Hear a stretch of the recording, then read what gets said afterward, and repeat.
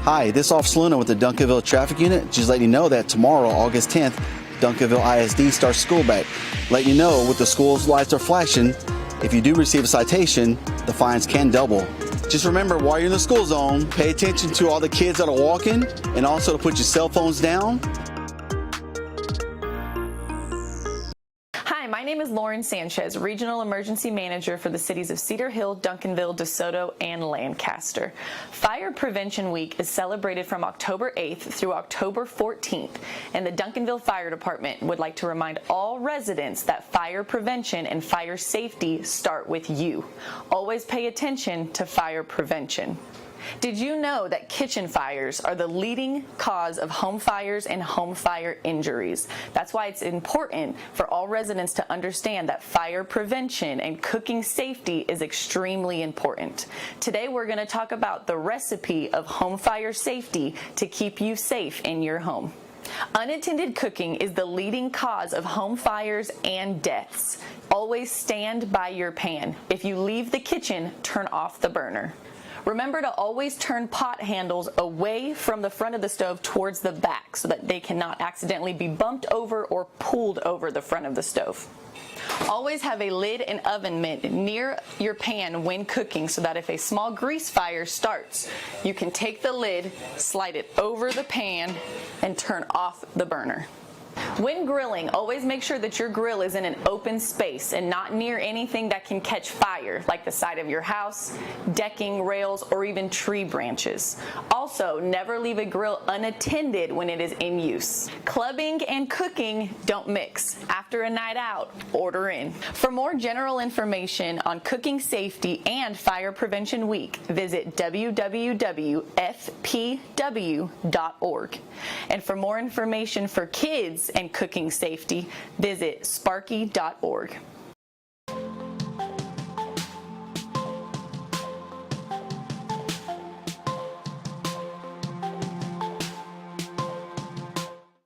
Hello, champions. I'm Officer Michelle Arias, the Crime Prevention Officer for the Duncanville Police Department. Today I'm here to let you know what each permitted solicitor must wear if they're coming to your door. We have recently received several reports of suspicious people impersonating city or utility company employees.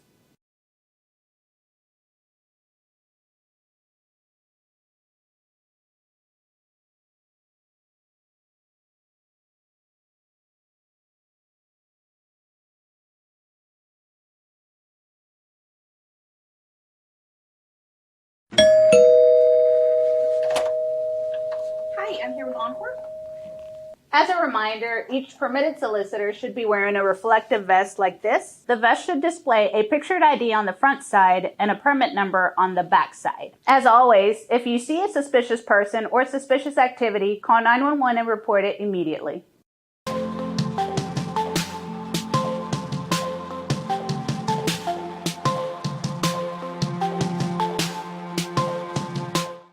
My name is Talia Lopez. I'm the Crime Victim Advocate for Duncanville Police Department.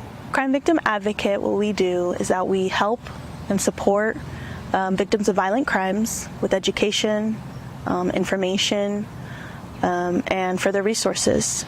I work with a lot of domestic violence victims and their families.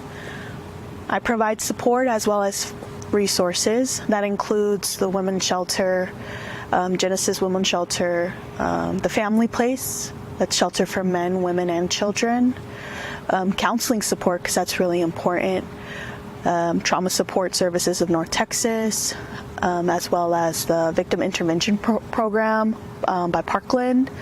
They provide those services, as well as immigration. I do assist with the U visa process, as well as Mosaic services. So there's an array of resources and services for victims that are experiencing domestic violence. Victims can contact me through my direct office line. That is 972-707-3832. They can always give me a call. I receive text messages as well, but I'm here to give them support and information.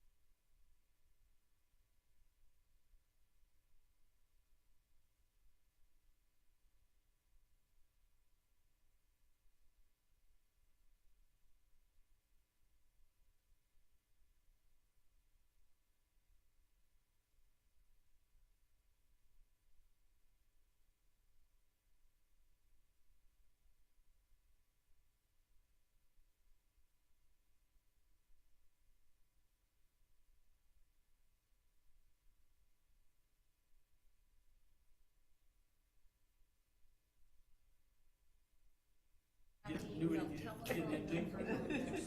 So step one is to. I came running down that aisle. He was like, "You ain't okay." I said, "I'm okay." Fill my dress.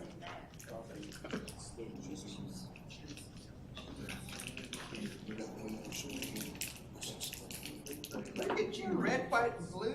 No, red, white, and black. My favorite color. Oh, I think. You want to be better than everyone? What's that? For wearing, yes. Oh, okay. I just, that's. I had you in mind when I put it on.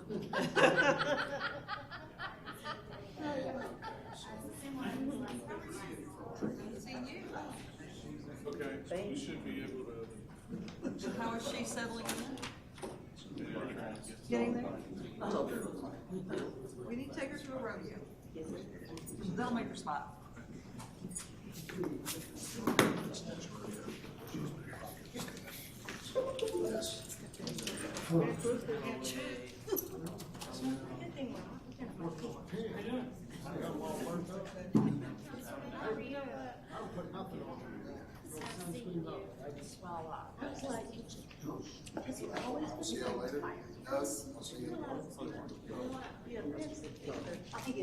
But it looks good.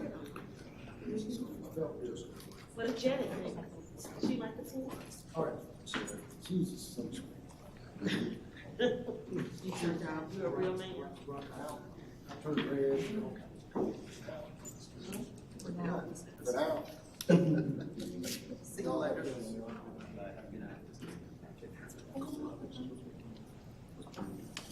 They do the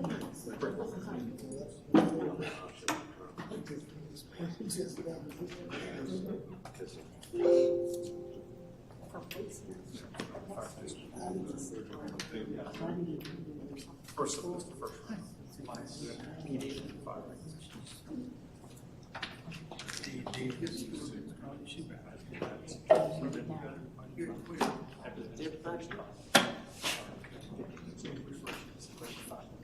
Can we go ahead and get started with the conversation?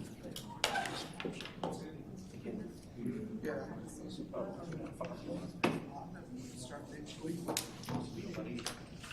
So we ran back yesterday.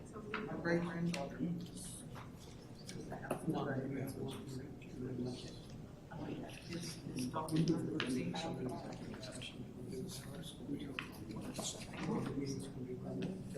Decided she wants to go to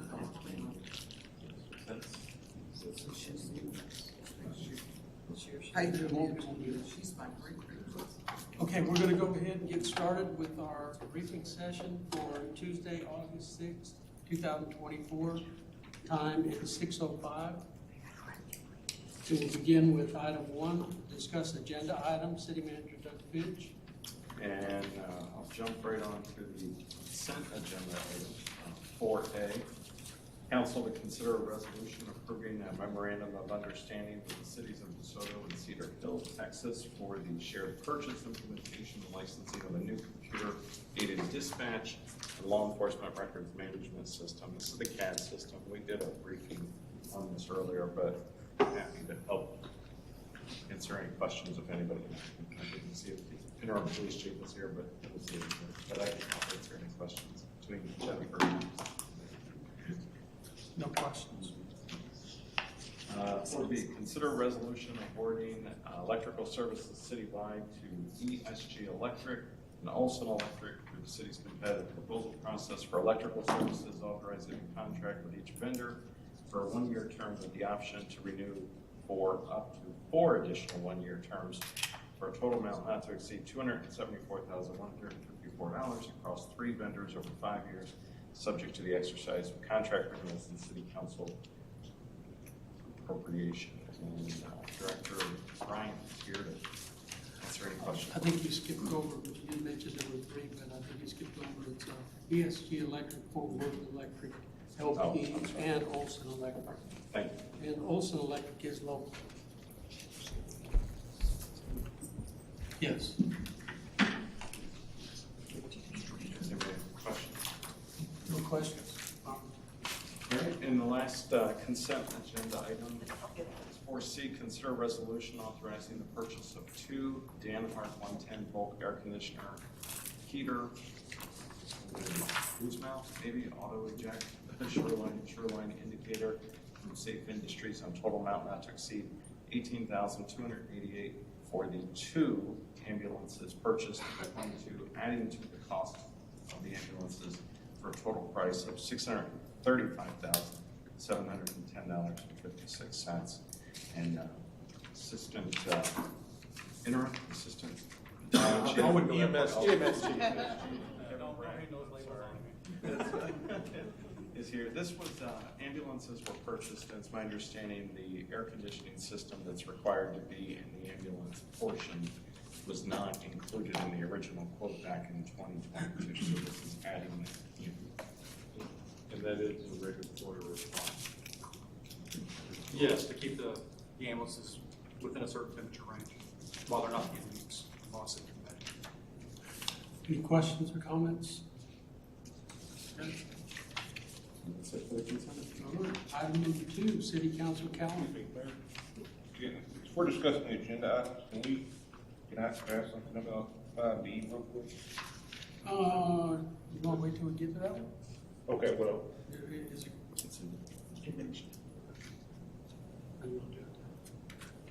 I was gonna move to table it. Yeah, technically you want to table it out front, but Okay. he's alerted you to the fact that he wants to make a motion to table.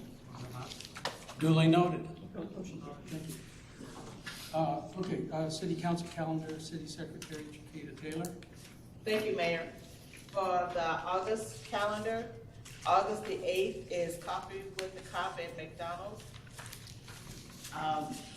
We also have the Firefighter Awards Banquet, which is August the 17th.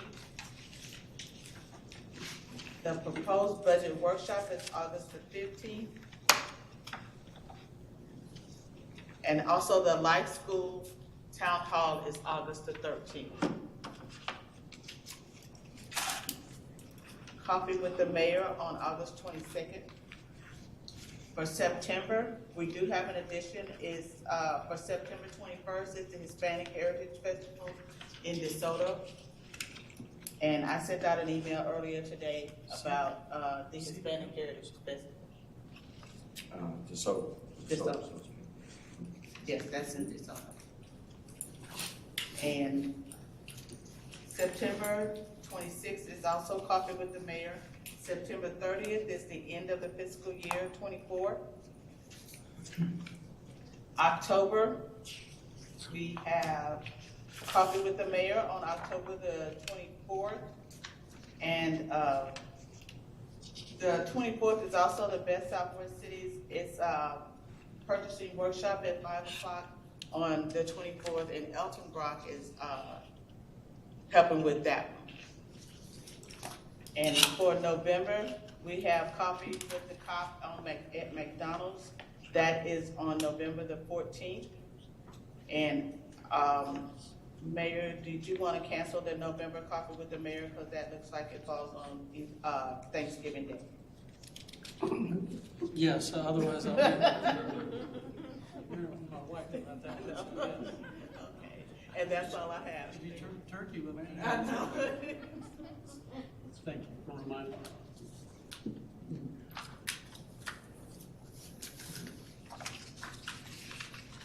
You good? Yes, Okay. that's it. All right, thank you, Ms. Taylor. We get back to our place.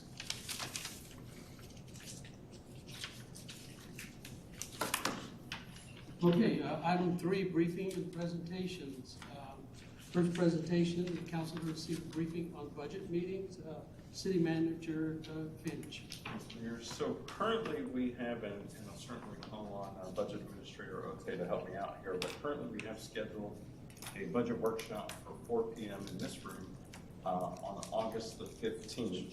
And our plan was also to put briefings on City Council, regular City Council meeting for August 20th, which would be your next regular scheduled City Council meeting, as well as September 3rd for additional conversation. But the question was whether or not we wanted to schedule additional budget workshops, and we wanted to have an opportunity so that you all could have a conversation with each other.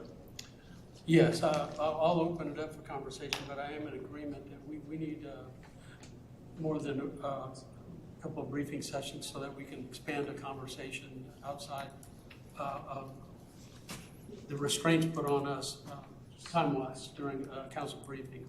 So we'll still have the conversations at briefing, but if we can come to an agreement on the need for and a time where we can have a productive conversation so we can debate and gather information, get questions answered, and then maybe even, if someone sees fit, ask for changes to be made.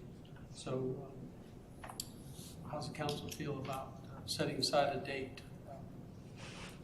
We can't figure it out tonight about the date, but I'd just like to know if we feel that it would be valuable for us to have more time to talk about this budget. I would agree. Looks like I've got a consensus.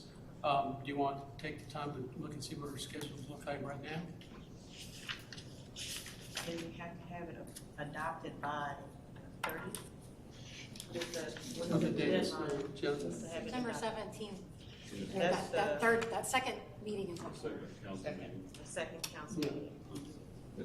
If I could, But that's so the tax Yes. rate. the tax rate, right? So I think that's what you're referring to. So that would just be setting the tax rate. That doesn't mean the budget, right? You still have the ability to change that.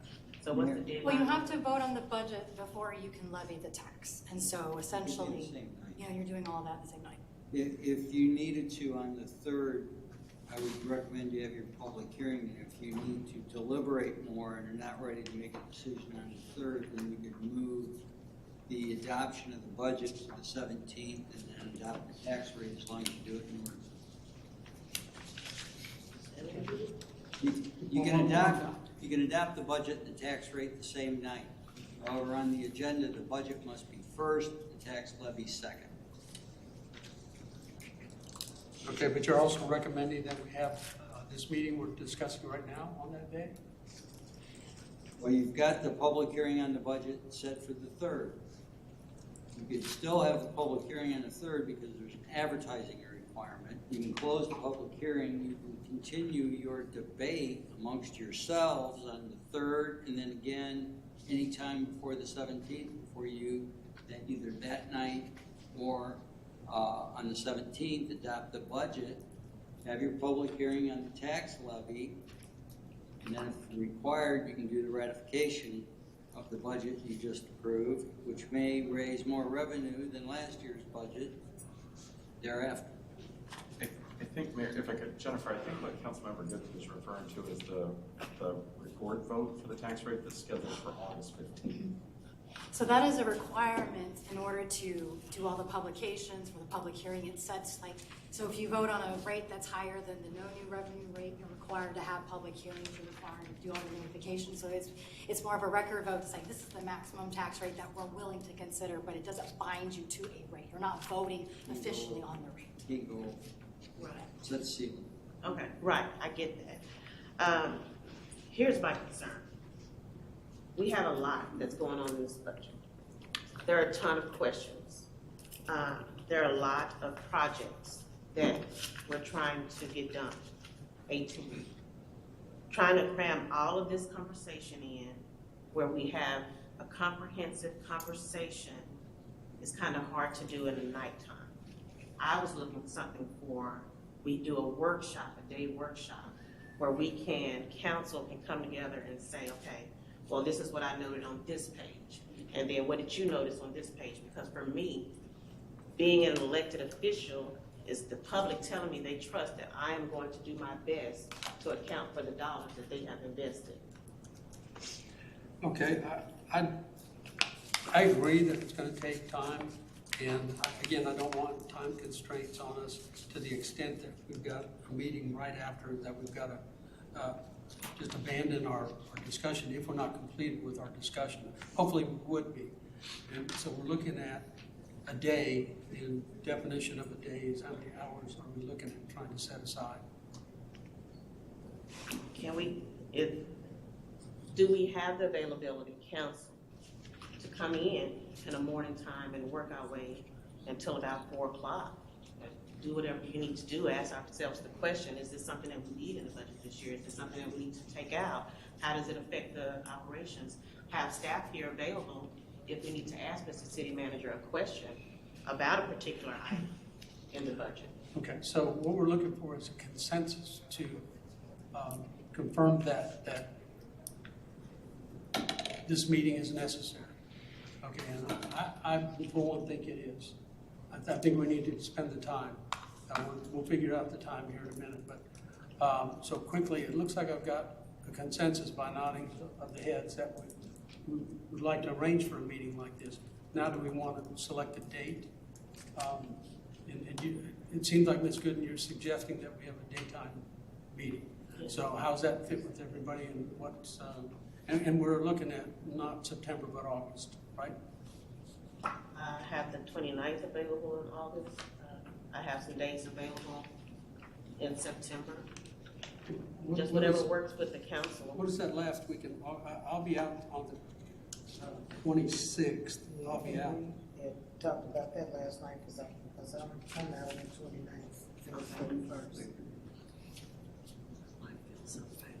I heard Labor Day. Something else. No, that's why I said we talked about that. The 27th, the 28th, Yeah. right? Yeah, we have the 27th. the 27th. We have that for our interviews. So how's the 28th look if we're doing a daytime? Karen, I think Not this- good, not good for Mr. Coons. Yeah, Yeah. it'll be hard for me daytime over the next few weeks at least.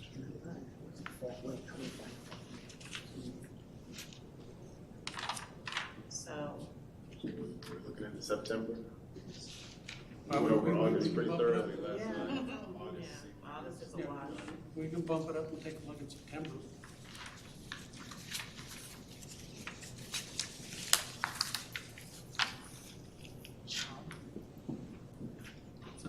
September 6th, September 9th, 10th. Pretty much open.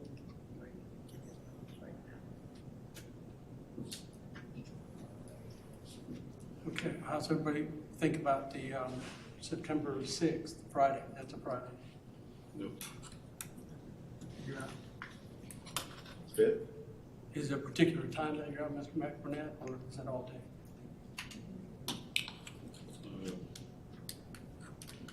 Afternoon would be well. Let's look at, Just we'll take a quick look at the second week. What's everybody look like that second week of September? The 5th works for me. Mr. Penniman? Mr. McBurnett? Yeah, you already said fifth works. Okay, well then let's do that. What's the time range that we want to do? 9 work for everybody? Or at 9, that gives Mr. City Manager time to come in, get his day settled, and not bombard him immediately. I think he's got his day settled by now. Give him some grace. Or it's blowing up. Okay, so how many hours we want to meet? Until.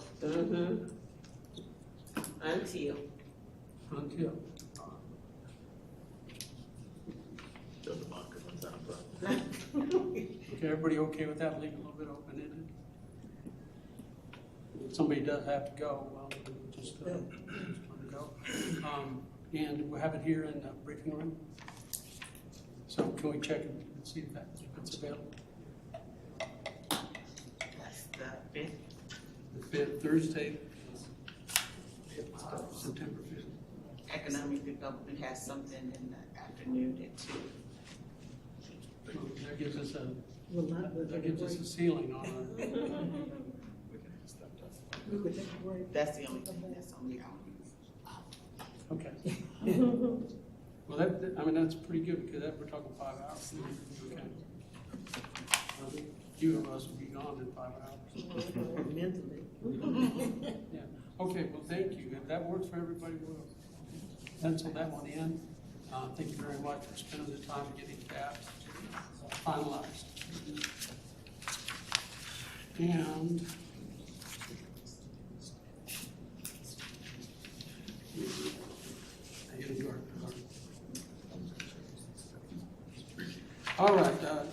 Back to briefings and presentations. City Council to receive a briefing on water quality in the city of Duncanville.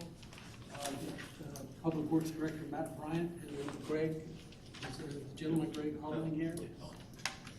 Here, okay.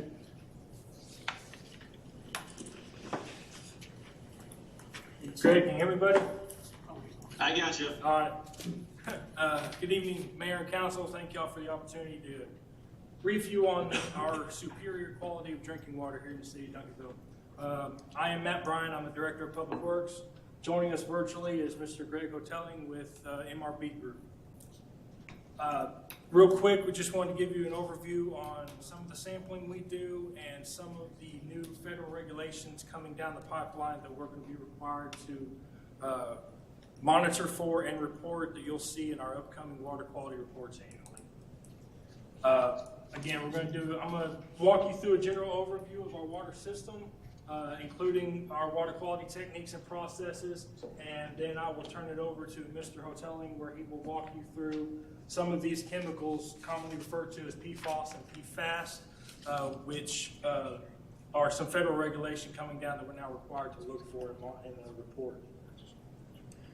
So real quick, we generally we maintain over 198 miles of water main and service line ranging from 2-inch to 18-inch. We have 3 elevated storage tanks. Clark Road is 1.5 million gallons. North Main is 500,000 gallons. And River Oaks Elevated is 1 million gallons. River Oaks Elevated is kind of a standalone tower. It only services the lower pressure plane of Duncanville. We operate 2 pressure planes. We have an upper and a lower. I'll elaborate that on a later slide. And we have 3 entry points from Dallas Water Utilities. We receive water from Dallas at North Main Pump Station, Daniel Pump Station, and Summit Pump Station. On the left, this is our 2 different upper and lower pressure planes. This dividing line is separated by pressure reducing valves that we monitor and control through our SCADA system. When those valves open, water just hydraulically flows to the lower pressure plane, fills that River Oaks elevated tank that I was talking about to a specific set level. Once it fills, those valves close and the elevated tank supports the lower pressure plane. When the valves are open, we temporarily become 1 pressure plane. On the right, this is our delivery points up here at North Main Pump Station, Daniel Pump Station, and Summit Pump Station, which is in the city of Cedar Hill. Another overview of our system. So we have North Main Pump Station represented here. We have a vault which has a rate of flow control valve that's owned by the city of Dallas. Their pipeline comes into that vault. You've got a rate of flow control valve, and then our pipeline exits, goes into our ground storage tank. We pump out of the ground storage tank through the system. What the system doesn't consume backs up into the elevated tank. Once that tank fills, all pumps go off. North Main Pump Station is heavily influenced by the Dallas Bachman Water Treatment Plant. That'll come into play later. Daniel Dale and Summit are highly influenced by the East Side Dallas Water Treatment Plant. This is an overview of our samplings we do. Every month we collect 43 bacteriological samples where we're actually looking for bacteriological matter in the drinking water to ensure that it's not present. Every day we collect total chlorine, monochlorine, and free ammonia samples. Those are basically, we're looking for that small residual amount to ensure that we have constant disinfection power 24 hours a day. Every quarter, we look for disinfection byproducts and nitrite and nitrate samples. We collect those. That's basically looking to make sure that our chlorine to free ammonia ratio is where it needs to be. If it's too far one way or the other, those disinfection byproducts and those nitrate samples will start showing up and showing us that we're having a problem in the system. We have to take immediate action. Every 3 years, we collect lead and copper samples. And then we also, every quarter, we collect UCMR, which stands for Unregulated Contaminant Monitoring Rule. We're going into rule number 6. We started with 3, and we've completed all of those. And going into 6 is where these other chemicals, PFAS, PFOS, and PFOA, will come into play that we're going to have to start looking for and reporting. Mr. Bryan? Yes. Where are those samples collected from specifically? The entry points, actually, yeah. And we also do a lot of them. Let me actually go back. So the bacteriological sampling is done all over the city. Disinfectant residuals is done citywide, including all of our entry points. Oh, actually, all water storage facilities, even our standalone water towers, will do just total chlorine, free ammonia, and monochloramine samples there.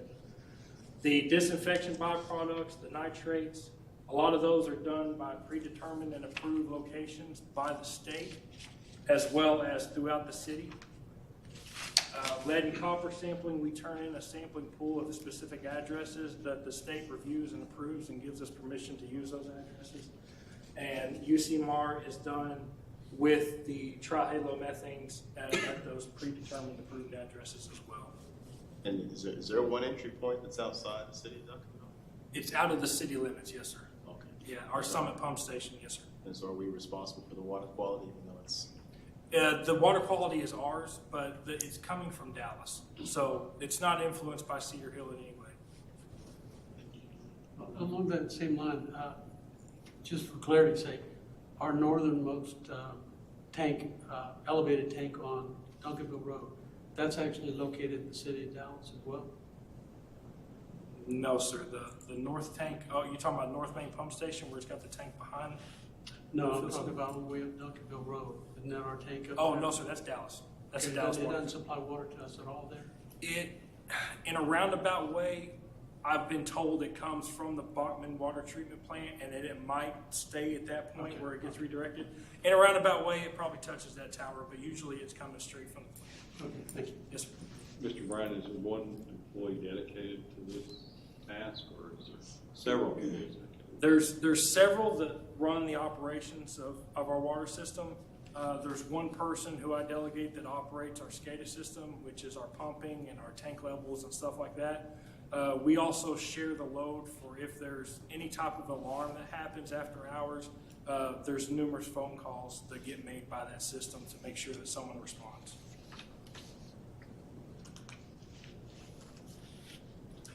So now we're going to go into what is PFAS and PFOS.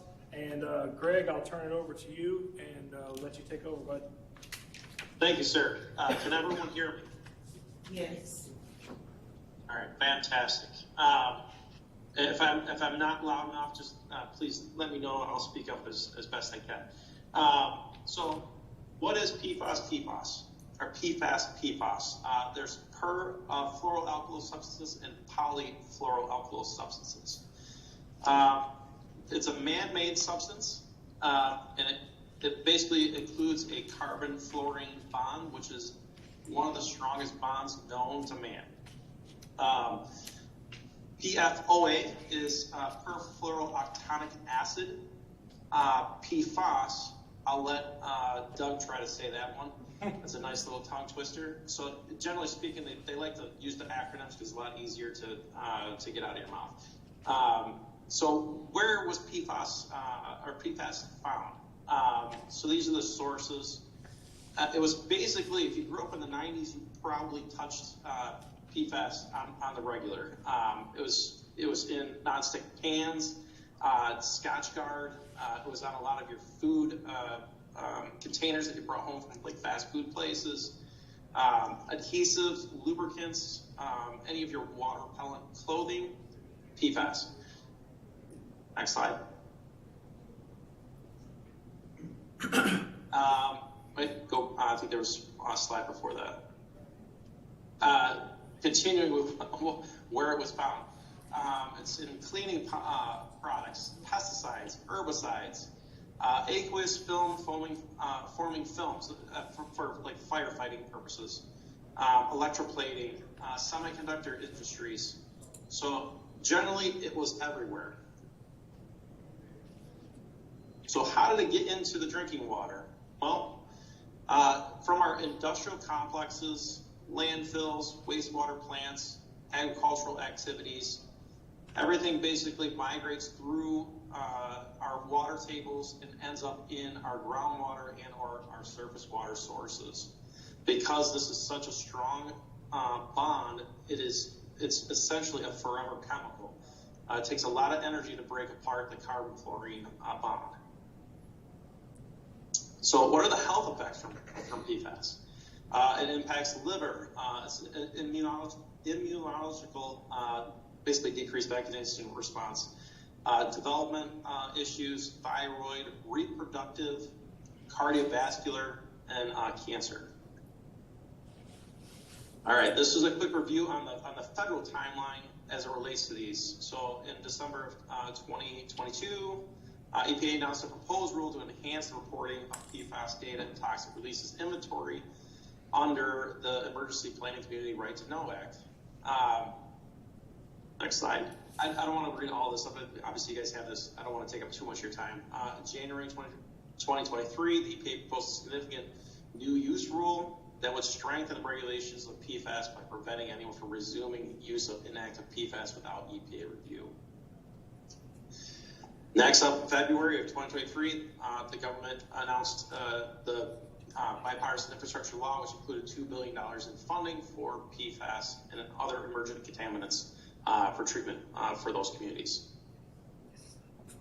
April of 2023, EPA issued an advance notice of proposed rulemaking to inform future hazardous substance designations of PFAS under the Comprehensive Environmental Response Compensation and Liability Act. A lot of acronyms here, sorry. On April 10th of 2024, the EPA announced the final national primary drinking water regulation. It included 6 parameters for PFAS. That's PFOA, PFOS, PFHXS, PFNA, and HPFOA-DA. Those are the ones that were set with individual MCLs. Then there's a subset where there's PFAS mixtures, which are 2 or more of the following: PFHXS, PFNA, HFPODA, and PFBS. You'll notice that the ones that are in the mixtures, there's some that are not in the individual MCLs. So what changed?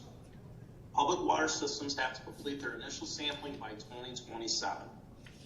Compliance for the MCL was increased by 5 years to 2029. They set the individual MCLs for PFHXS, PFNA, and HFPODA,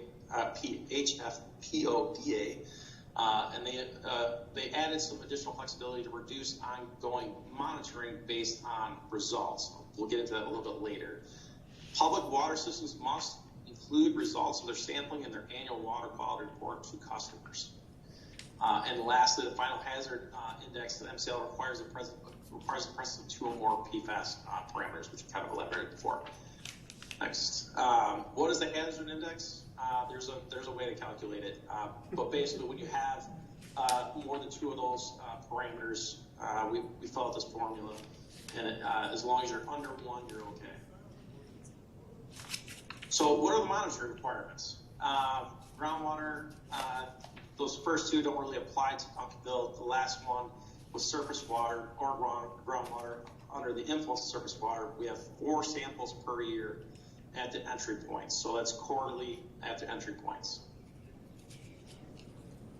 Monitoring requirements. So you have quarterly monitoring requirements when your samples are greater than or equal to the rule trigger, which is the rule trigger is half the MCL. So you have 2 parts per trillion for PFOA, PFAS, 5 parts per trillion for PFHXS, PFNA, and GenX, or 0.5 on the hazard index. Rule violation is if your running average at the entry point is greater than the MCL. It's important to know the running average because it's the average of those quarters, those 4 quarters. Monitoring requirements reduced. So after the first 3-year period for monitoring, if we have 4 quarters where we're below that trigger level, which is half the MCL, we can reduce our sampling to once every 3 years. So after monitoring requirements reduced after an exceedance. So say you had an exceedance, but after 4 consecutive water quality sample results below the MCLs, we can go to annual monitoring. And then after 3 consecutive annual samples below the rule trigger for all regular PFAS, we can reduce to 1 sample for every 3 years. It's a little complicated, but there is a way to reduce the sampling. All right, so these are the MCLs. So PFOA is 4 parts per trillion. PFAS is 4 parts per trillion. PFHX is 10. PFNA is 10.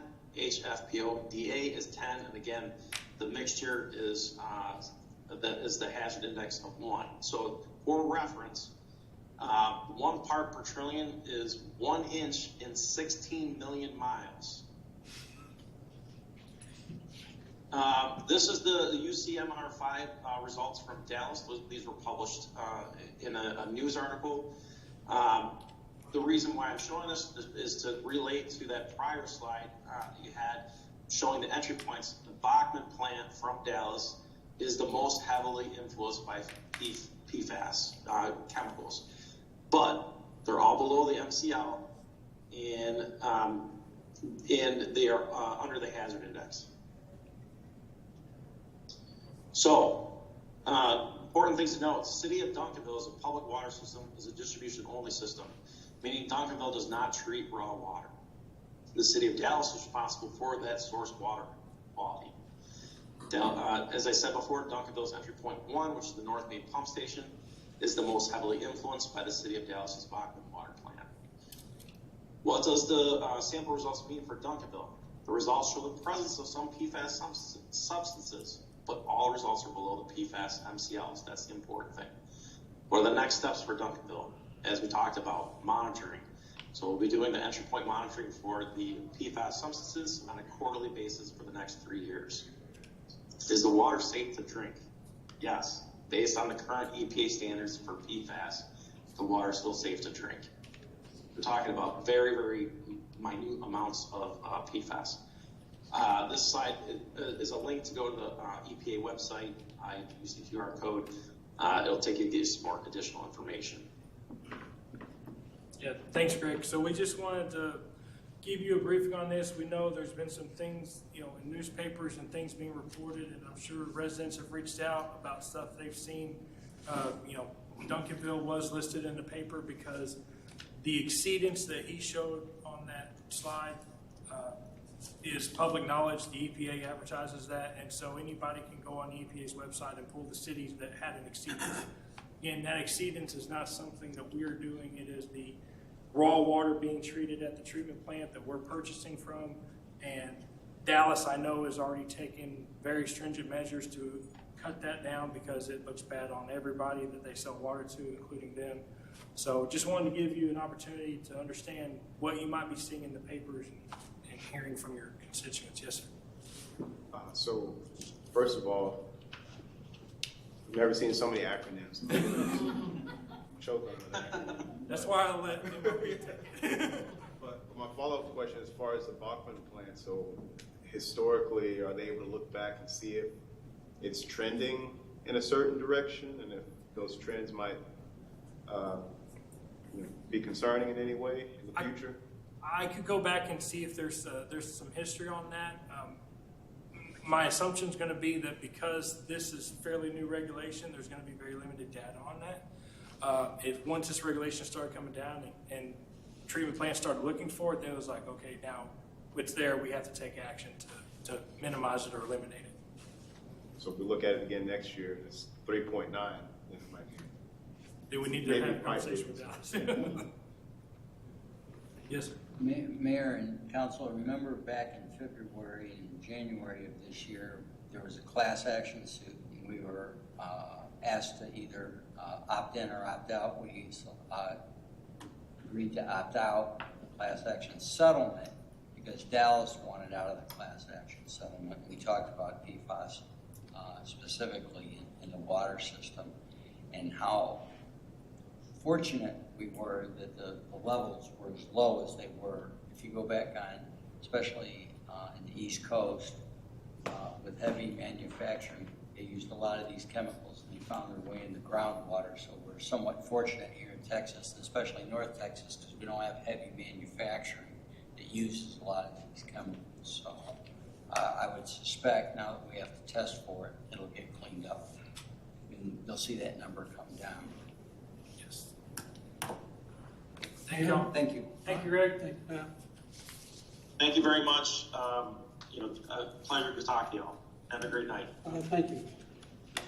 Okay, on to item C, council to receive a briefing on a request for Star Transit for funding and continued operations within the city of Duncanville. City Manager Doug Finch. Yeah, so I'm actually jump right over to Star Transit and let them share with you. They, I know, shared with the DCEDC, I think, last week, right? 2 weeks. 2 weeks ago. I was in the Bahamas last week. Okay. Too bad. This time, no, so sad, right? I have a presentation. I don't know if we want to bring that up.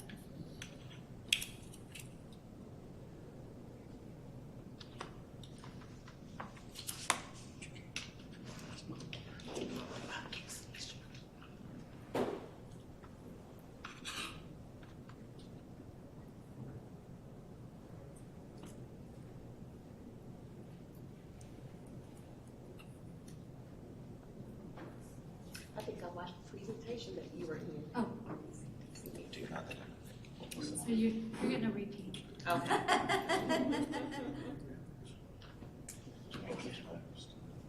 Yeah.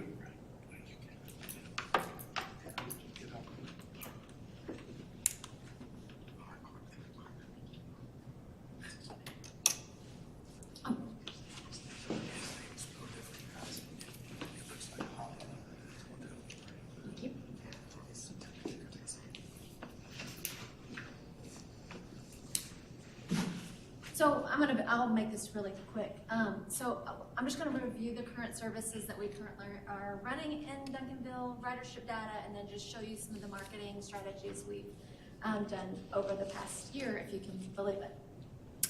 Just a little bit about who we are. We've been in the transportation business for over 40 years. We are what's considered a political subdivision of the state of Texas. We do a little over 235,000 trips a year with a staff of just about 100, and then I should need to update that number, about 60 plus vehicles on the road a day. We are based out of Kaufman County, where we operate as the designated rural transit district, and we're the 4th largest agency in this area without a dedicated sales tax. So you have DART, DCTA, Trinity Metro, and then you have us. Our service area is all of Kaufman County, all of Rockwell County, Seagoville, Box Springs, Mesquite, Hutchins, DeSoto, and then as of last summer, we added Cedar Hill and Duncanville. We do, in Ellis County, you may see one of our vehicles. We have a grant in that area, so we have one vehicle that operates. It's mostly senior center trips and doctor's trips. It's very, very limited what we provide. We are not the designated public transportation in Ellis County, but we do have a vehicle that operates there. So what we're operating in the city of Duncanville, this is the first option. This is the demand response. We also call it Dial a Ride. This is where they call, they can pre-book their trip 1 business day up to 2 weeks in advance. I'll be honest, calling the day before and getting a trip is gonna be nearly impossible. We fill up since we're booking for 2 weeks, we tend to book up that next day. But they can book up to 2 weeks in advance. We have our call center staff is available Monday through Friday, 8 to 4. And then our buses operate in Duncanville Monday through Friday, 6 a.m. to 6 p.m. We launched the service in July of last year. It's for anyone that's needing transportation. It's not limited as to who can use the service. You just have to be 13 or above to ride by yourself. You can go anywhere you want to within the city and our surrounding service area. We do leave the service area for medical appointments. So if someone lives in Duncanville and they need to go to the VA, Parkland, Baylor, they can do that because it's medical. I always joke, we have people that call in, their doctor is at the Galleria. Well, typically the driver will call and say, FYI, this is not a doctor's appointment. So they try to get a little sneaky with us, but we can figure it out with things. The fares are based on travel, distance travel. So it ranges between $1 and $12. $12 is for a trip that's 25 miles plus. And we do offer, and that's for the age group of 13 through 59, we do offer a discounted half. So the most someone 60 plus veteran or disabled will pay will be $6 each way. During COVID, our board approved children, and we made the exception for children 12 and under to ride free, and they just made that that's just now part of our normal fare. We saw a lot of parents using the service during COVID, and it was just getting cost prohibitive trying to pay for kids to, and so we realized we were getting the calls to see if we would kind of waive that, and so they did that and made that permanent. This is a program that I'm really proud of. It is unique to Star Transit. We do get grant money for this program, and so the riders nor the partners, our funding partners, pay for this. It's through a grant. We have dedicated staff that's trained to travel with some of our riders that need additional help.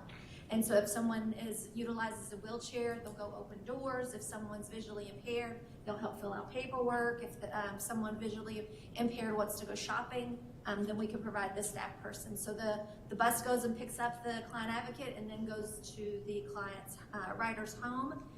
Our service, both services that I'm going to talk about are curb to curb, so the riders are responsible for getting to the vehicle themselves. However, if they've asked for a client advocate, then that client advocate can go to the door and help them from their home.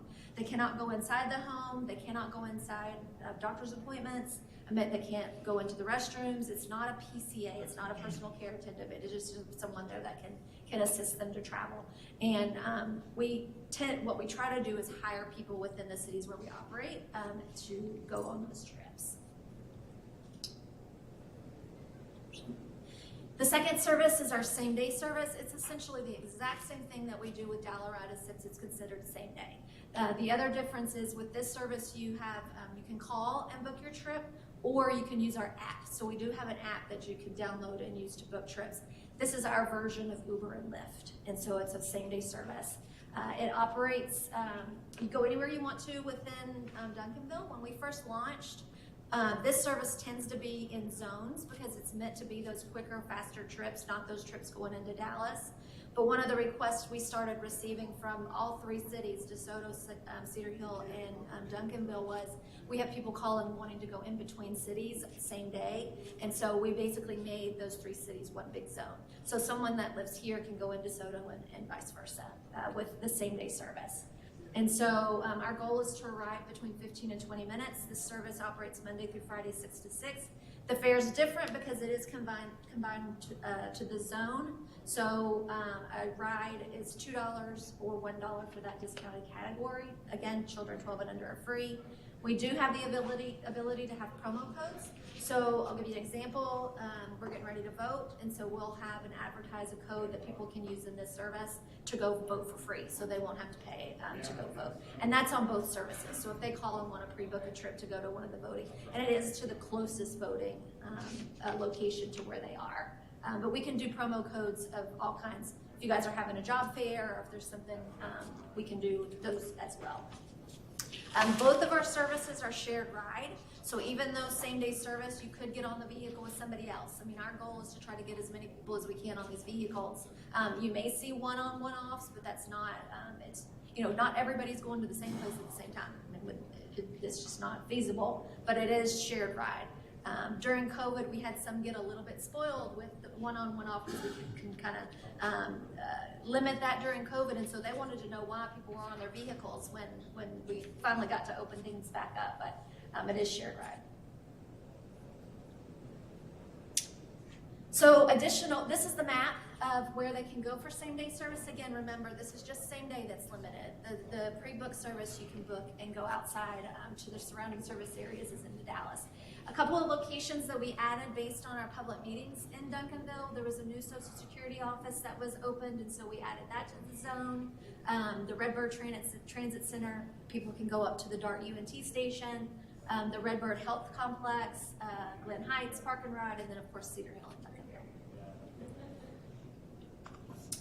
From a ridership standpoint, we seem pretty level. I'll tell you, our goal, it's about 3 years is what industry standard is once you launch your service. It usually takes about 3 years for people start trusting the service and using the service. And so we're getting ready to, we've just started year 2. So our goal is to be about 600 to 800 trips total between both services by next year, if not sooner. Obviously, you can see there's a huge jump in July. We have been working with the Field House. They do summer camps, and so we have been taking kids over from the Field House over to skating, library, rec center, and so that's been over the last probably 4 to 6 weeks, and so that's why you've seen that jump. However, If you take out the ridership from the field house, we did see a 25% increase from last month to this month. So I think some, and you'll see some of the marketing strategies, I think some of that is finally starting to people are starting to realize kind of what that is. Average wait time, you can see it started going up. I mean, obviously it's a little high for June. I didn't pull July's, and so I should have added that, but I mean, once you start having people using the service, your wait times are going to go up. I mean, that's just going to be a natural order of things. And I know I'm going fast. Any questions so far? I'm sorry, what's the unit on the average wait time? 48 minutes. That's minutes? Okay. Yes. So here are just some marketing strategies. When we launched, we joined the chamber in all of the service areas we operate. We had a ribbon cutting, we do targeted Facebook, Instagram posts, we did press releases, community outreach. I spoke to the senior center. 2 weeks ago, I was at the Baptist church and spoke to about 50 or 60 people. I have a senior living facility that's reached out that I'll be planning and going and speaking to that senior living facility. The school district, I've talked to several of their groups, their special needs kids that are getting ready to age out of high school. I went in and showed them how to use the service. We brought a vehicle over so they could get on and off, so they could see how to pay fares, and so just kind of helping train some of those kids that are gonna go get jobs once they graduate. We sponsor city events. We did the Red, White, and Barbecue event and the Hispanic Heritage event. So we'll continue to do those activities. We ran a billboard, which I noticed the other day was still up. And then we also have been running ads in the Southwest Now magazine. These are just some pictures of the social media that we had. The ribbon cutting. We did do a direct mail and digital campaign when we launched, and so we mailed out almost 5,000 postcards, and we targeted the 60-plus veteran and disabled in both Cedar Hill and Duncanville, and so we mailed those postcards out. And then along with the postcards, we did a digital campaign. We had about 1,800 people that visited the website based off the digital campaign, which is very good. The top is our ad that's been running in the Southwest Now magazine that gets mailed out to over 44,000 residents and businesses. That was July, and then it'll run again this month. And then the billboard is below. It ran in May, but like I said, 2 weeks ago I was over here and it was still up, so which is good for us. And then any questions on any of that before I jump into the budget? So from a budget standpoint, doesn't want me to talk about budget. So just a breakdown of what you guys have. Demand response, again, hours Monday through Friday, 6 to 6, and then our same day operates the same. So right now we are operating 20 hours of service every day. And so that equates to about 2 vehicles on the road every day. So in FY24, the budget total was $260,000, and the cost to the city was a little over $4,000.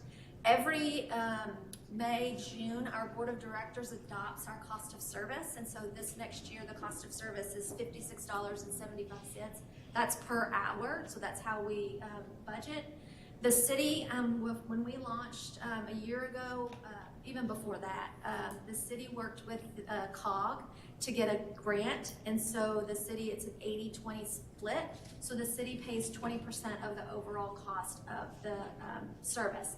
And so for FY25, it's a little over $283,000, and then the cost to the city will be about $4,700. Executive session. Questions? Thank you. Questions, comments? So my math isn't that good, so the $4,700 a month, what does that add up to for the annual? 280. So the total is 283. We get the federal grant because you guys cover this portion for us. We're able to go get this money from COG. So right now it's an 80-20 split. And so moving forward after the year 3, it was a 3-year grant. It would be a 60-40 split.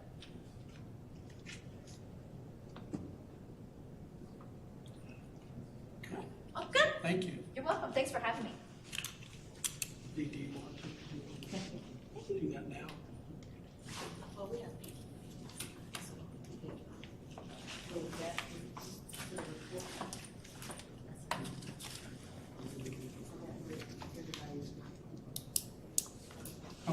Because we're running short on time, we're gonna move,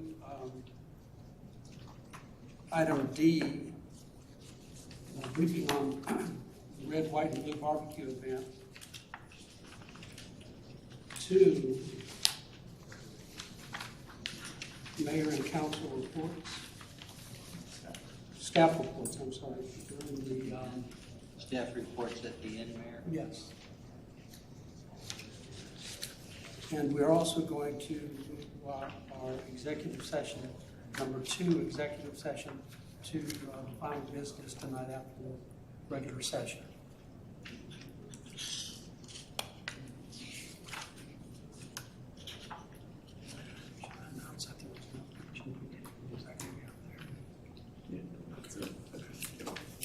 Okay, that's all right. Okay, so just take a couple minutes, if you wouldn't mind, so we can get it started as early as we can. But I know some of you may want to take a quick break. Then we'll resume our close out the work session. Okay, closing out the work session at 6:58 p.m.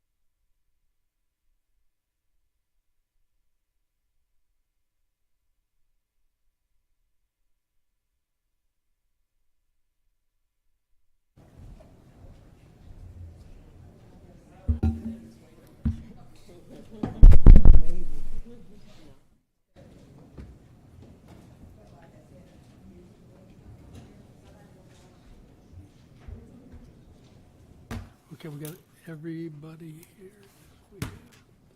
Are we set to go?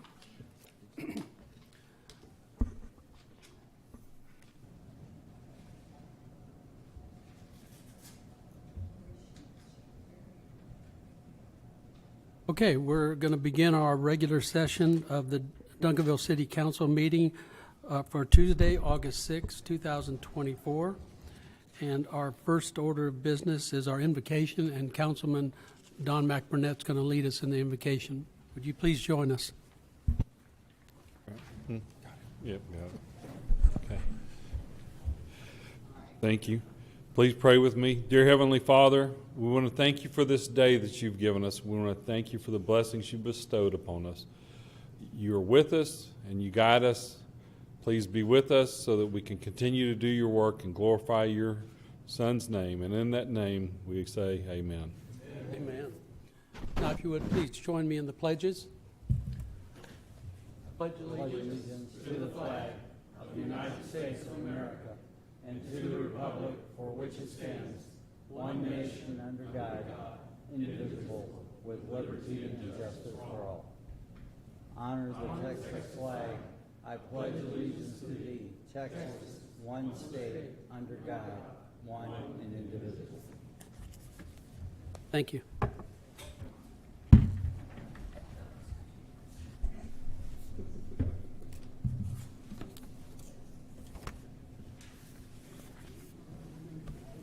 To our reports. I'll start with a brief mayor's report.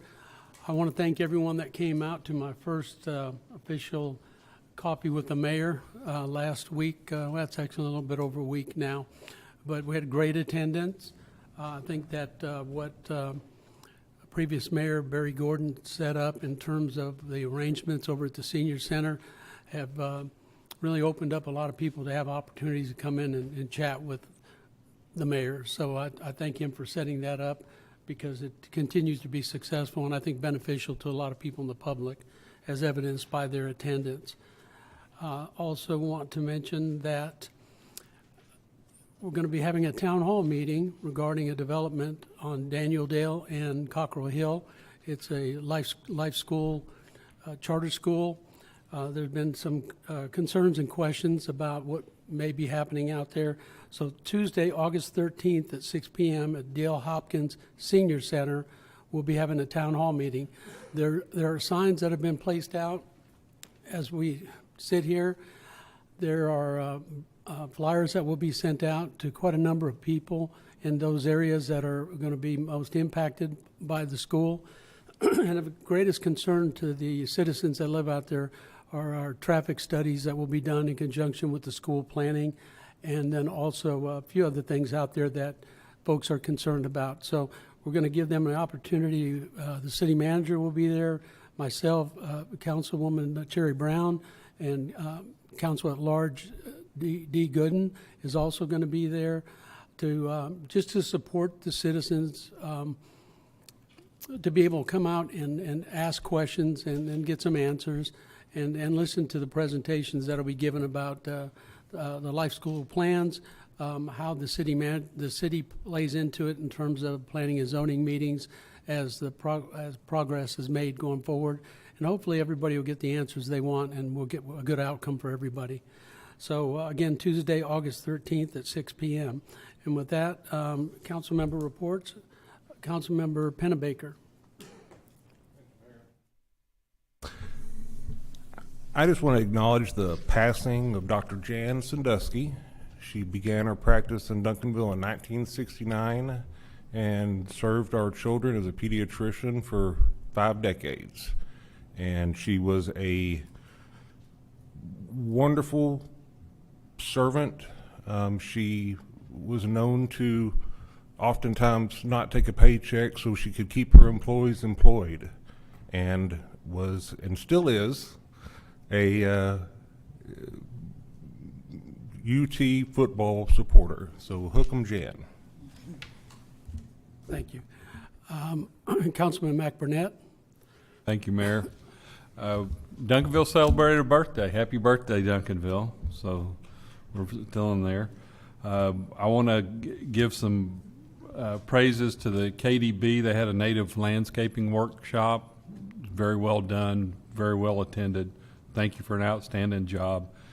Mr. Pennerbaker, similar to that, Lois Cathy was an institution in Duncanville at Redbird Lanes. When she had her service, I noticed that August 8th was Lois Cathy Day. So we're close to Lois Cathy Day, so a shout out to Lois Cathy and Redbird Lanes and their family. Also, I want to welcome our school superintendent. You know, Dr. Gorey's here. Thank you for being here. Appreciate you being as part of that. Also, a welcome back to Nate Warren. Thank you, Nate. It's really good to have you here. Thank you. And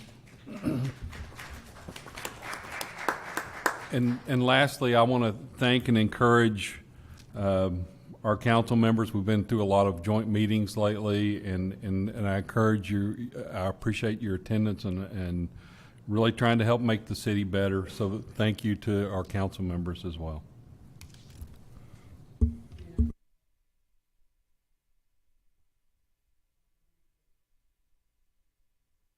Councilwoman Sherry Brown. Thank you, Mayor. I just want to say a thank you to Mayor Pro Tem Coons for participating in a chess tournament at Pyburn Park on Saturday with me.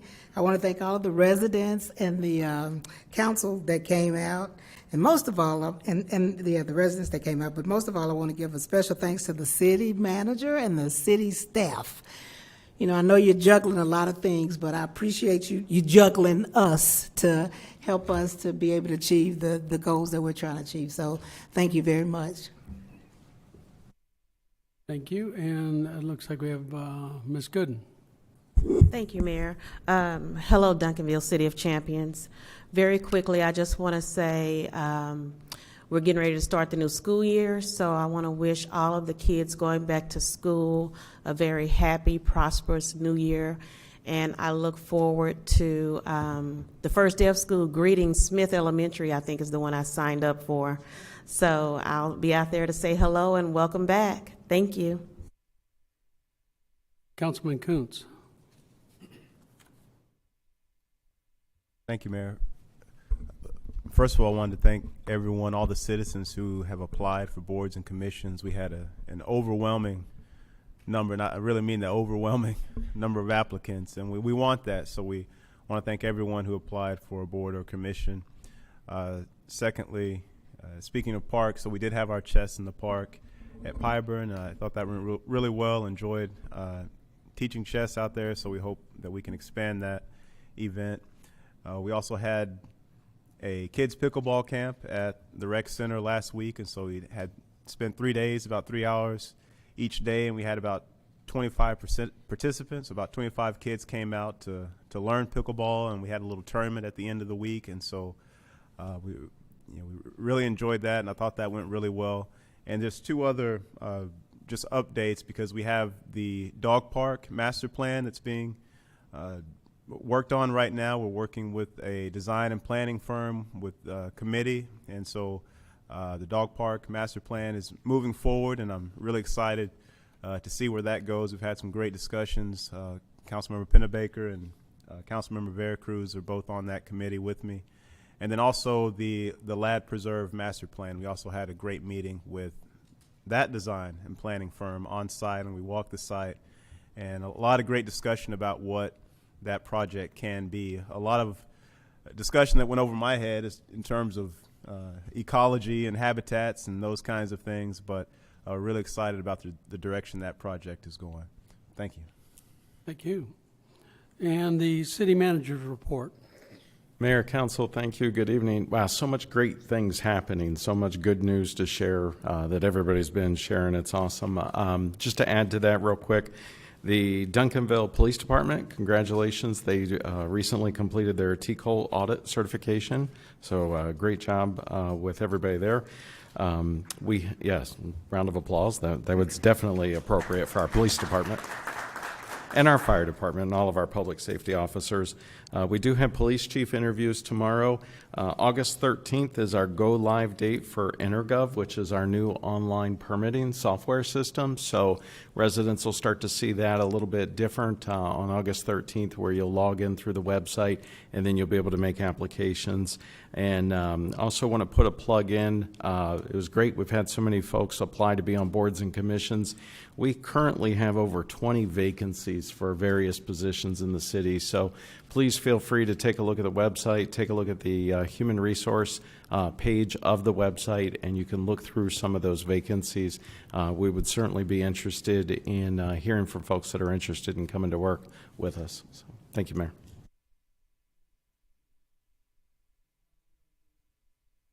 Now we're going to move on to citizens' input.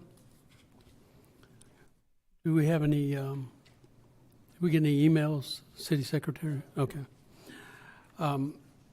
In-person citizen comments will be heard during the regular session in keeping with the City Council's rules of procedure adopted on June 4th, 2024. Electronic mail comments will no longer be read aloud. Paper copies will be provided to the City Council at the dais.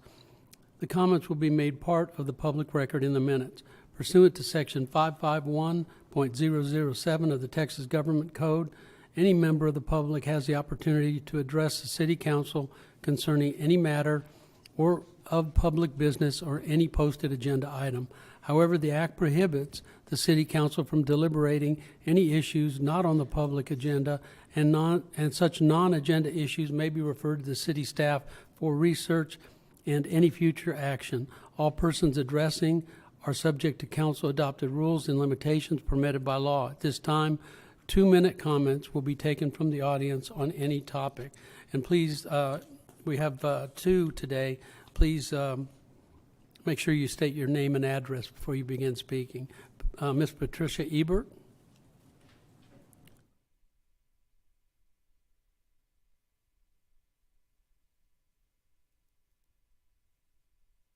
Patricia Ebert, 115 South Greenstone, 75116. That illegal donation box that was in the Lewis Pools parking lot that's on Wheatland across from Tom Thumb is gone. And it was gone very expeditiously, and that's thanks to the assistant to the city manager, Keys. I sent him a photo. He took over. He got neighborhood services involved and discovered it did not have a permit, and it's gone. Those donation boxes have a good purpose. I'm sure they're altruistically placed many times, but they're just a magnet for tires and mattresses and trash bags. So I thank the city for getting rid of that eyesore. And then second topic is DCEDC has a software called Placer AI.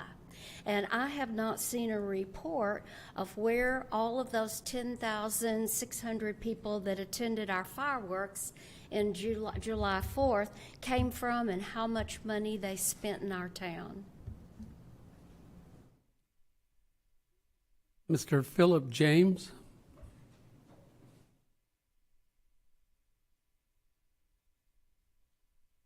Philip James, 910 Green Terrace Lane.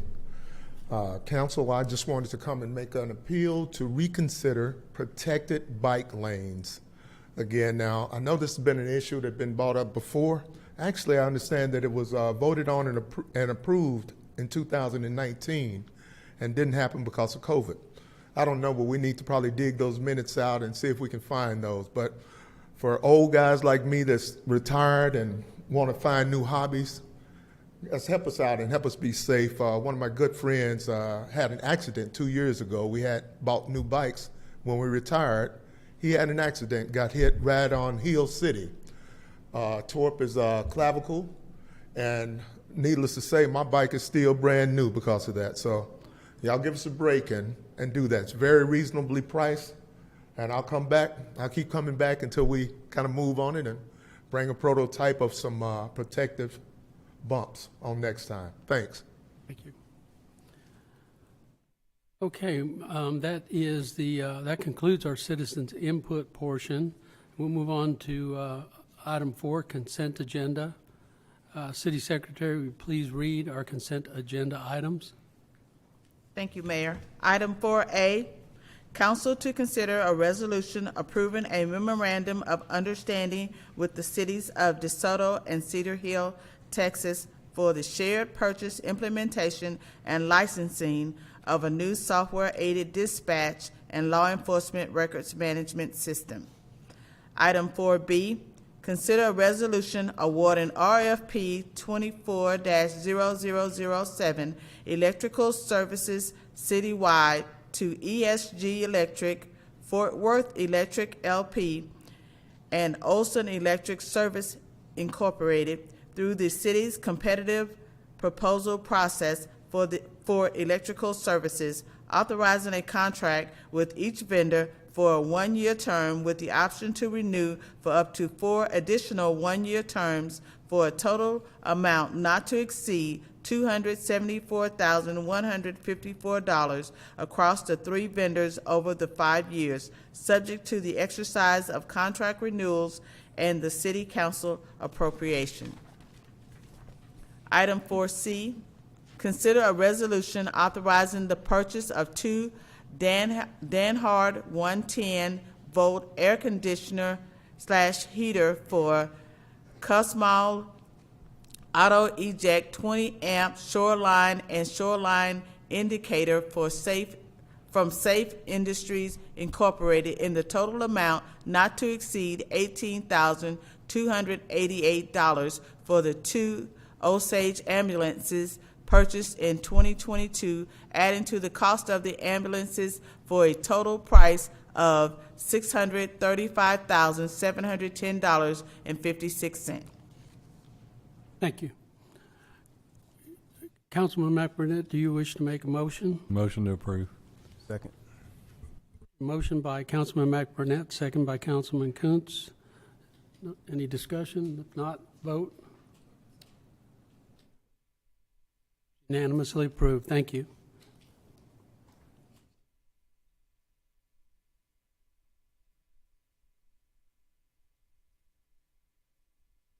Okay, and now we move on to items for consideration. Item number 5. 5A, take any necessary actions as a result of executive session. Since we have 2 executive sessions, we've performed one already prior coming into here. There is no action to be taken as a result of that session, and any actions taken will be reported after the final executive session following this meeting. Item B, council to consider adopting an ordinance amending the code. I believe I had a comment on this one before I get started from Councilman Pennebaker. Thank you, Mayor. Coming out of one of the last sessions when we were talking about this, my understanding was we were going to have more discussion on it before we brought it before council, possibly a workshop, something to make sure that we get this right the way we want it done the first time, and not keep bringing it up and sending it back. Just have a workshop and get it done. So I'd like to move to table pending a workshop. Okay, does that take a council vote? Okay. Second. Okay. All right, we got a second from Councilman McBurnett, and I do want to mention, as a part of the discussion, that it appears what we've done is just use the sample ordinance you provided us, but in that briefing session, I remember there were several other ordinances. I think Councilman Kuntz as well as Councilman Pennebaker brought some other samples in, and I thought as well that we were going to look them over to try to pick the best of everything out of them and maybe come up with a combined ordinance, a new ordinance that fit better. So I agree with that. So with that, any other questions or comments? Okay, well, let's vote on the motion made and seconded to remove this item, table it. For clarification, be tabled subject to a workshop, and that would have to be scheduled at the discretion of the manager. Certainly. Okay, can we add that in? Yes. All right. That's our understanding. Yes, and I think that's correct. All right, with that, please vote. Oop, wrong button. Okay, so it's a 5-1 vote in favor of tabling item 5B, 6-1. Math is off. And with Councilman McBurnett voting against. Thank you.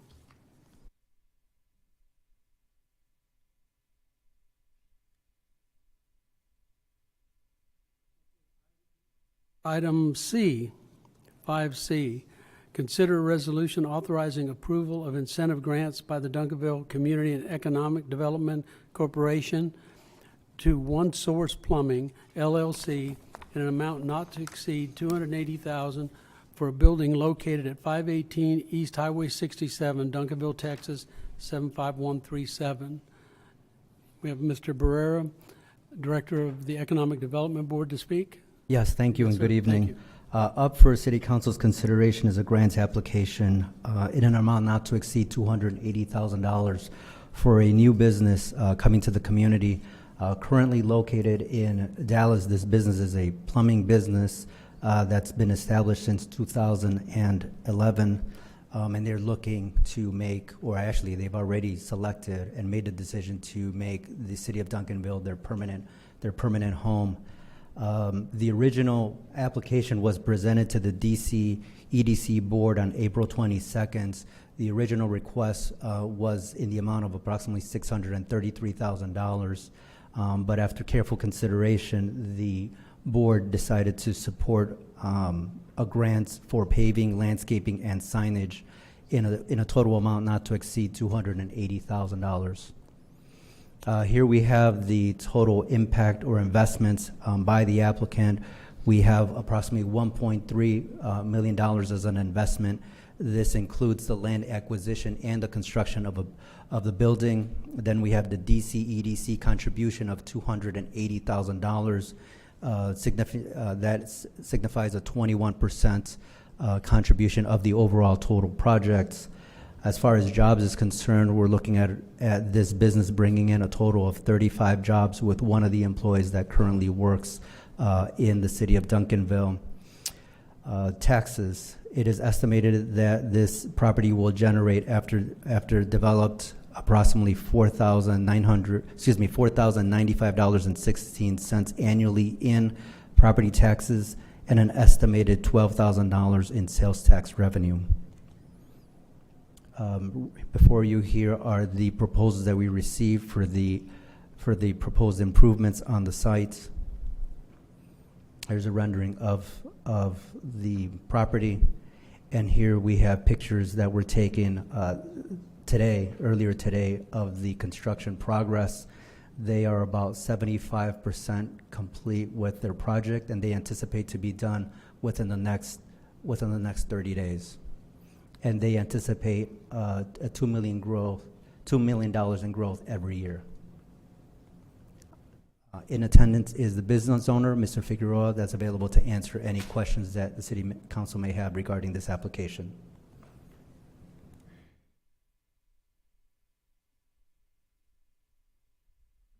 Any questions?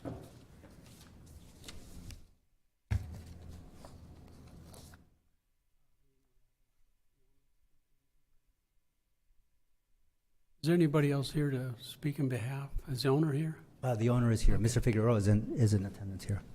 If council has any questions. We do have a question from, no?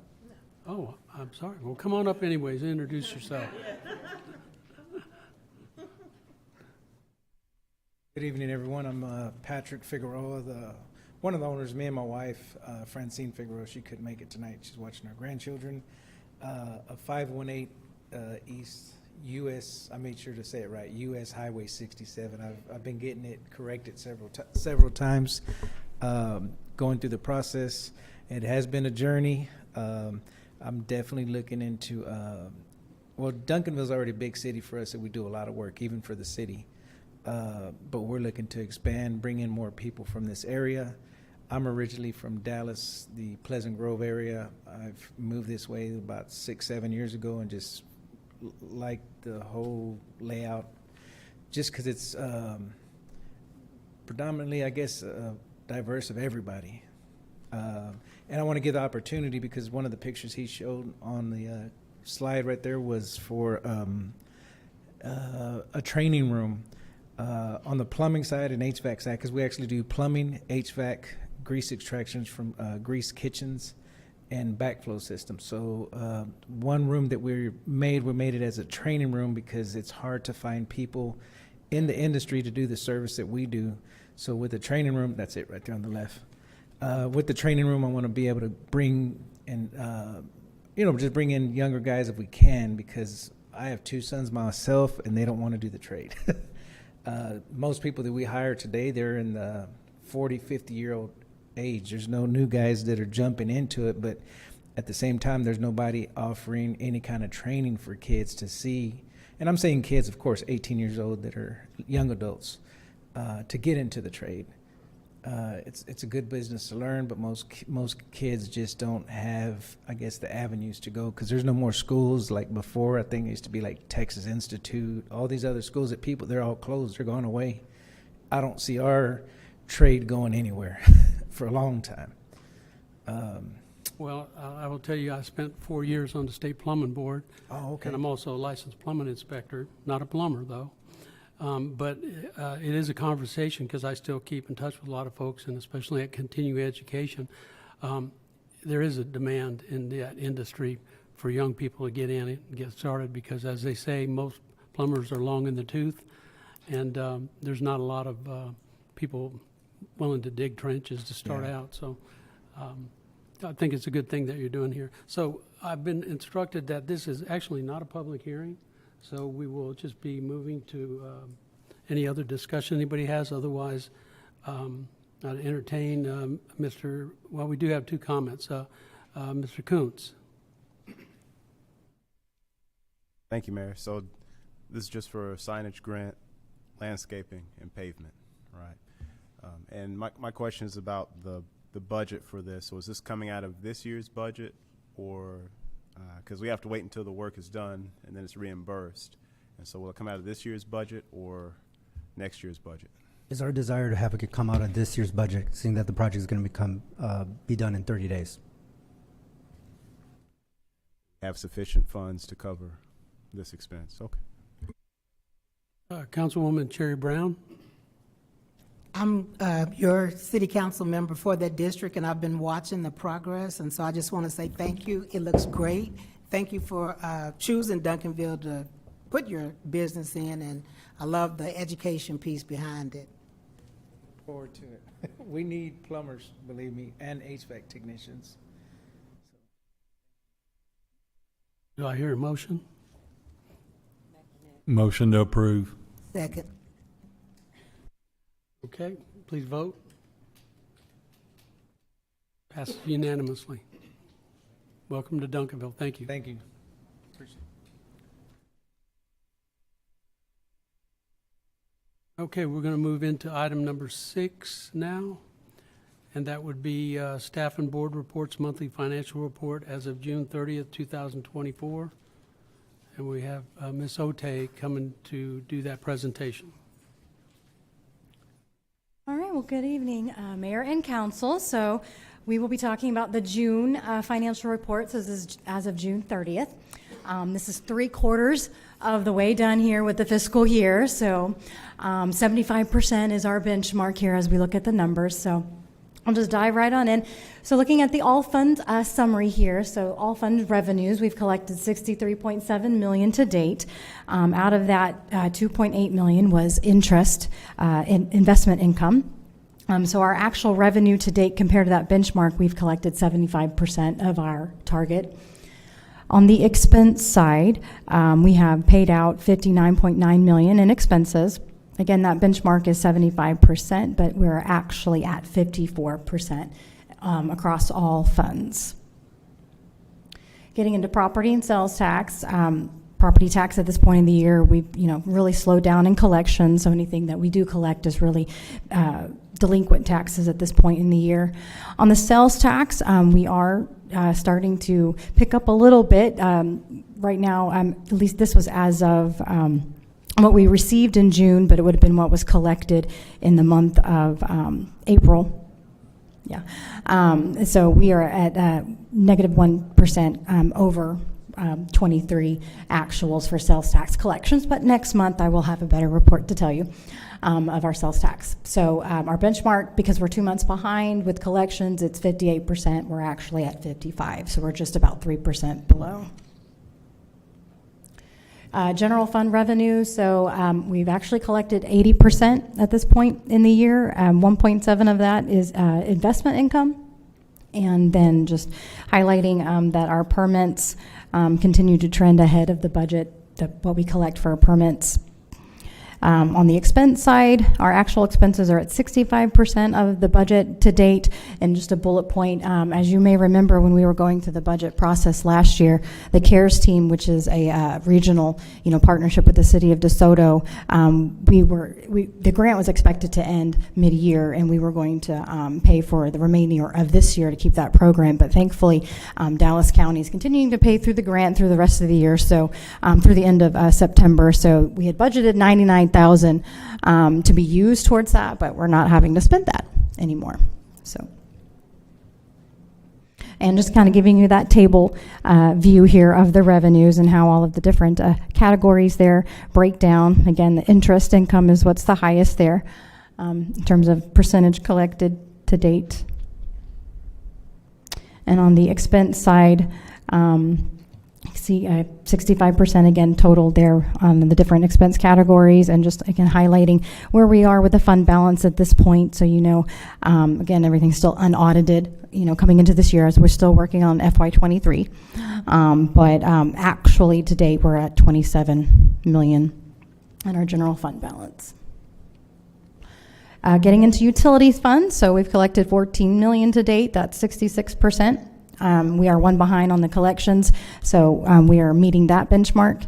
On the expenditure side, we've spent $14 million, which is 64%, and of that $14 million, 7.3 of that goes towards Dallas Water Utilities and the Trinity River Authority payments for our wastewater treatment.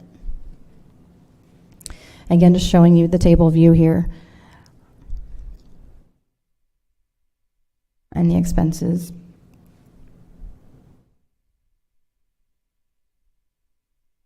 And just some other fun highlights. Again, hotel motel, we're about 47% in terms of grants that we've paid out. Project highlights, we began our construction on Oriole Boulevard, which puts in the new sidewalks and ADA ramps over there in the Oriole Fair Meadows area. And then one other thing I just want to point out, kind of revisiting the ARPA conversation. We will definitely talk about this some more in the budget workshop, but I wanted to show you where we're at.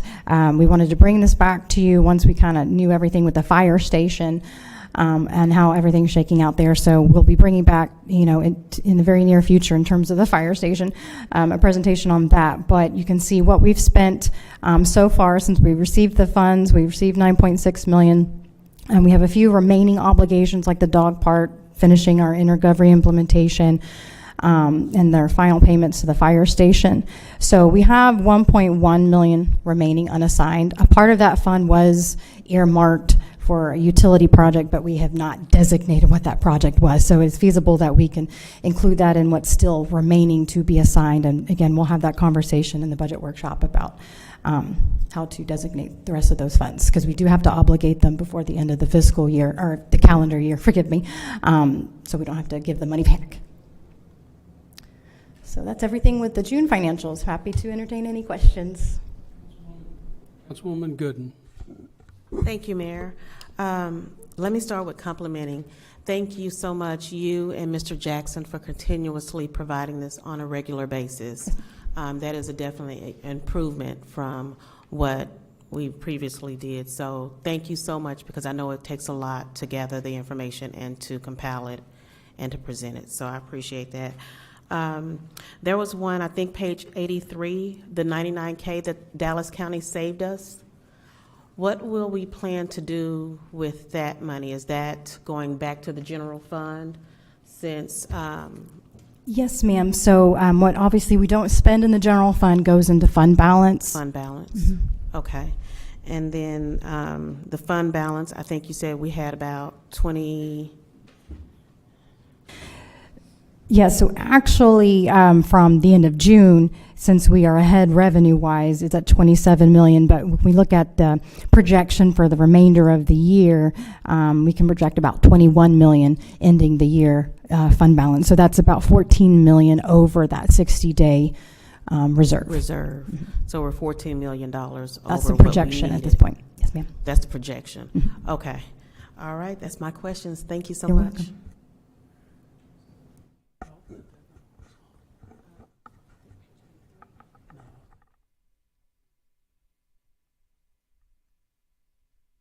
Any other questions? If not, thank you very much. Okay, so at this point, we will recess into executive.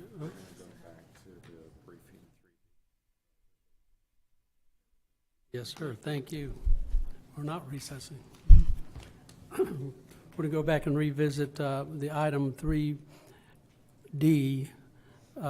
briefing on the red, white, and barbecue. We didn't have time for it in the briefing session, so we'll take it up now. Mr. City Manager.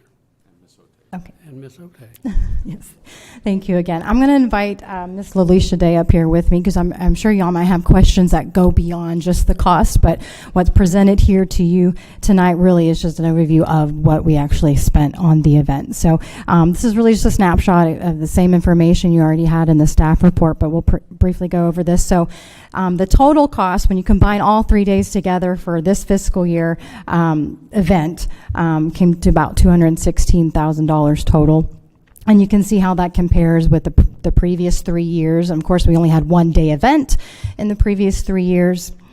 But the second section here breaks it out by the day. So approximately $135,000 was spent on day 1, which includes the staff and the off-duty security, fireworks, the bands, the entertainment, all the supplies, the rentals of the restrooms and the bounce houses, things like that.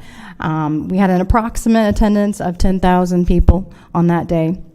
When you look at day 2, it was hard to really break out some of these costs because some things do carry over, like if we had some rentals, like the restrooms and things like that. I can't really break that out very easily, but what is broken out is what I could glean from hours worked by staff as well as the cost of the entertainment. So the day number 2 is approximately 25,000, and the approximate attendance was 1,300 people. And then day 3, with the payouts, and again, the hours worked by staff, and for the bands and entertainment and the payouts for the barbecue winners, was 55,000. So that's about 1,400 people attended that. Majority of this was covered by the general fund, but a percentage of it was also sponsored by economic development and a small portion from the hotel motel fund. So that's it in terms of just the high-level view of the cost. Okay, Ms. Gooden. Thank you, Mayor. Thank you, Mr. City Manager. This was an item I requested immediately after, so that way we could discuss the funding for it. So thank you for working with me and providing the information. So I want to remind council that we adopted a budget for 2024, and in the adopted budget, we didn't have this event, right? So it was for 15 events, we were going to spend a total of $331,833. That was for what was adopted. But because it wasn't in here, we had a meeting in February, a joint meeting with the Parks Department, and they presented items for us to consider for the upcoming budget, and this was one of them. So that's how that conversation came up, and I assumed operations decided to move forward with one of them.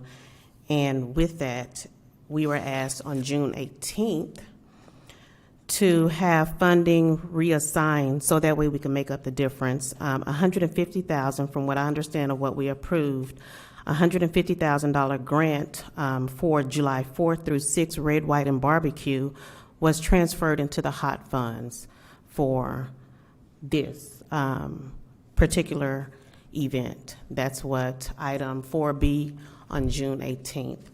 And $150,000 was transferred over into the hot funds, if I'm understanding correctly, but we said only 1% of hot funds was used.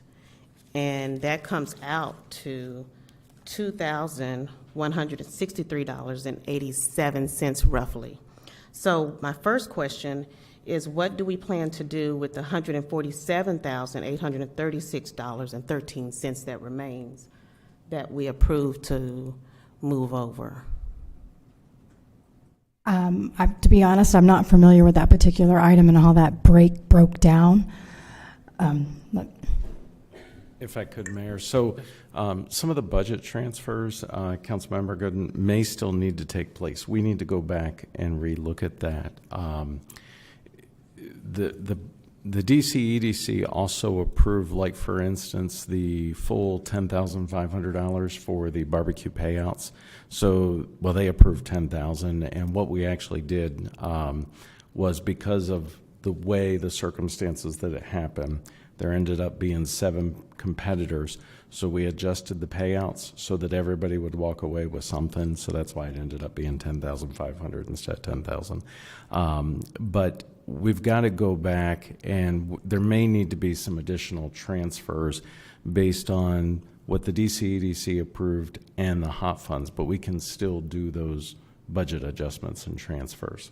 Okay, because as we go into the budget season, I would just like to remind my fellow council members that we take into consideration what we approved, and if we do want to continue with the special events, signature events, then we make sure, and I'm sure you've already got that included in our current budget, proposed budget, that I did see that, so that we stick with what we adopted and not have to try to move money around to do something that never really gave direction to do. But since we did start the process on getting there, we needed to make an adjustment, which I get that. So that's one question. Let's go to the numbers of 13,000 and 1,300 and 1,400. I was there. And so I would just like to ask, how did we come to 1,300 and 1,400 on the attendance? Sure. Well, this information came from the Placer, AI report that I was given. So that's where I obtained it. Okay. Placer AI report. So that is the count that comes into the city, and he can. If I could, Mayor, I'm sorry, Councilmember Gooden, it is entirely possible, and you're right. I was there for, I think, all of the concert on the 5th and not all of it on the 6th. I didn't see 1,300 or 1,400 people there either. However, the Placer AI data will actually take into account, realistically, it would be taken into account people that are at the splash pad, people that are in the park, because it's the geographic border when they do that. So. Okay. So that tracker that they use to track and account who comes in and out of the city, it basically was for that area. It was for the park. It was for Armstrong Park. Okay, that's all I have for now. Thank you so much for entertaining my questions.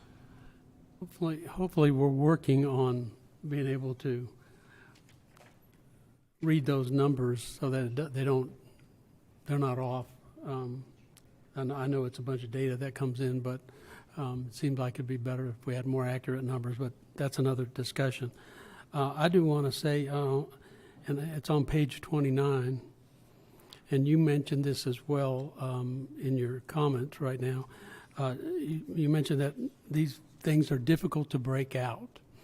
And if I use the example of costs for entertainment, it seemed like we're writing checks, right?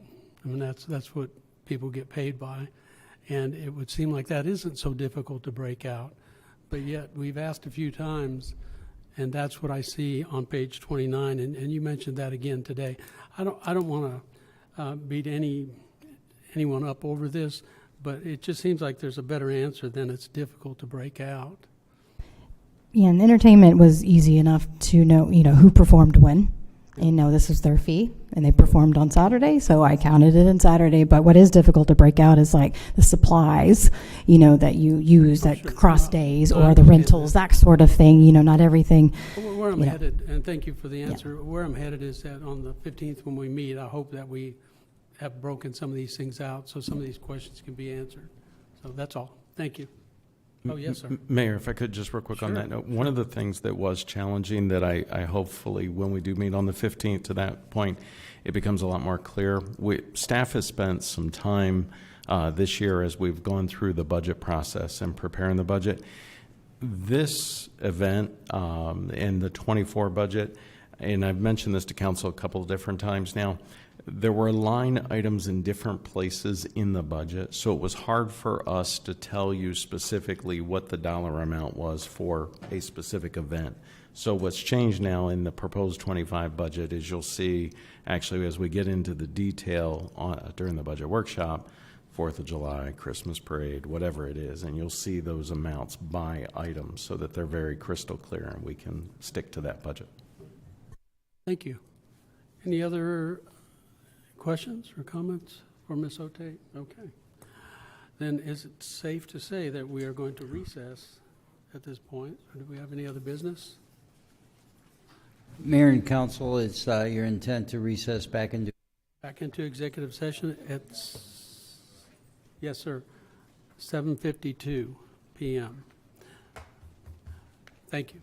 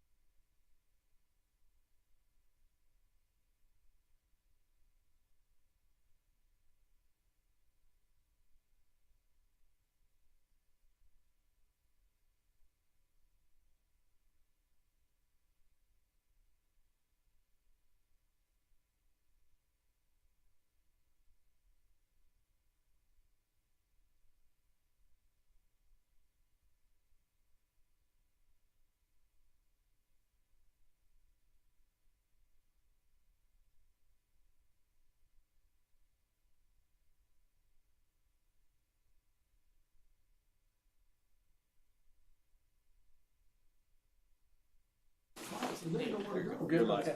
All right, we're resuming the regular council meeting at 8:36 PM. And as a result of executive sessions, there are No action no needs actions to be taken. And you And may we're adjourn. hereby adjourned. Thank you. At, 8:36. he's 5 minutes over. 6 minutes.